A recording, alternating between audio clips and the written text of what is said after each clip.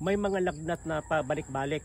Mamaya wala na, maya-maya mayroon uli. Nakakababa ng lagnat. Ang ginagawa na kumukuha nito at itong kinakatas o di kaya binabayo at pagkatapos ay ilalagay sa ilalim ng kilikili, ilalagay sa itatapal sa liig dahil pag tinapal ito sa liig, yung init hindi na pupunta sa ulo,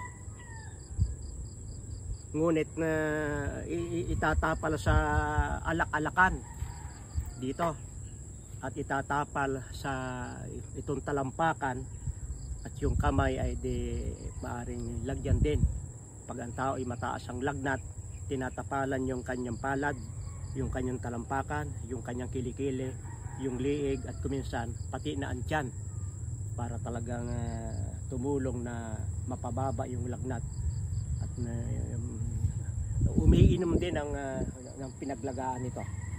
Kaya nakakatulong ito sa pagtanggal ng lagnat, yung matinding lagnat. Maraming salamat sa inyong pagsubaybay sa Natural Wellness, si Pastor Vito.